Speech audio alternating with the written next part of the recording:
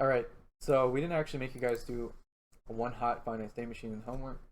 I thought I'd do a quick example to help familiarize y'all with it.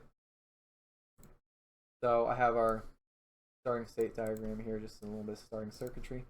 We have a register with 3-bit size because it's 3 states, and we're in a one hot system. It's outputting the current state, and we'll have the next state bits coming in as well. We'll have our G input, which kind of determines which transition we're going to take, so which arrow we take. Notice each state has 2 arrows. We'll have one arrow when G is off and one arrow when G is on. And we'll have our output, which is our charging light. It's kind of like a control signal in our LC3, except there's only one of them. We're in a really simple finite state machine. So, yeah, we'll be implementing all that. All right, so how do we start? Well, I'm just going to pick any state here. I guess we can pick this bottom one. And which state is that? Well, that's going to be our N1 state because our first bit is on. So if this is the 0th bit, this is the first bit, and this is the second bit, I see that this state represents the one where the first bit is on.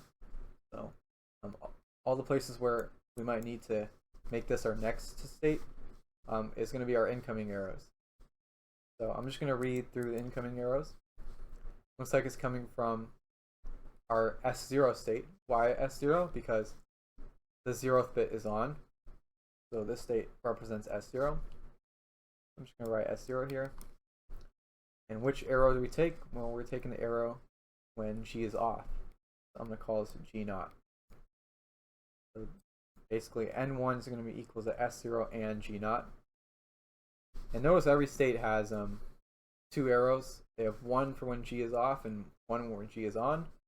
So that's what our G input represents. We're actually done with that. I guess we can do N0 now. So N0 is going to be this state because this is where the first bit is on, or the 0th bit is on. And I'm going to look at all the incoming arrows, so all the places we can get to this being our next state. Well, there's one arrow here. Looks like it's coming from S1, because it's the first bit, and when G is on, so because we're taking one arrow. Also, this arrow looks like that's coming from S2, and when G is off, there's also one where plus S2 and G is on. So we can actually simplify this. We can group this S2 G0 plus S2G into just S2. I'm going to do that, but you don't actually have to. You can really implement it without simplifications. It'll just be more circuits. I'm going to do it for sake of simplicity. Plus S2. So N1, we already finished that. Let's do N2 now. So N2 is going to be this state. Let's count all the incoming arrows. Like this one here. So we might have to reach this N2 state.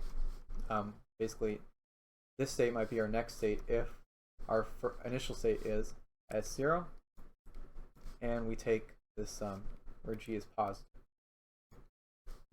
Or we might have to get to this state if we start from S1 and we take from the G0 arrow. So this is actually all of our next states done. Now what about this charging light? Well, when would our light be on? This is the nice thing about one hot state machines is they tend to be simpler to implement actually. Well, I just count all the states where it's on. Either if we're in state 1 or we're in state 2. We want to turn our light on, right? Because only 2 states of lights are on. Okay, so time to implement the circuitry. And I think that should be it. Right now we're actually not in a state. Okay, so because the register starts out at 0, actually technically we're in no state at all.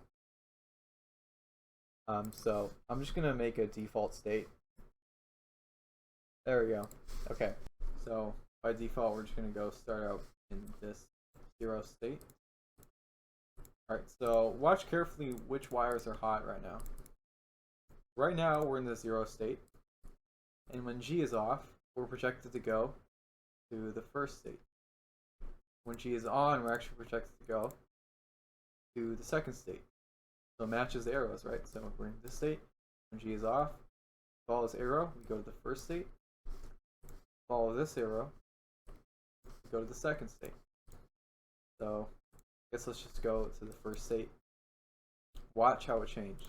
You see? Now we're in the first state. And now with G being off, next clock cycle we're projected to go to the second state, taking the 0 arrow. But if we change G, watch this projection. Now, next clock cycle is projected to go back to the 0 state.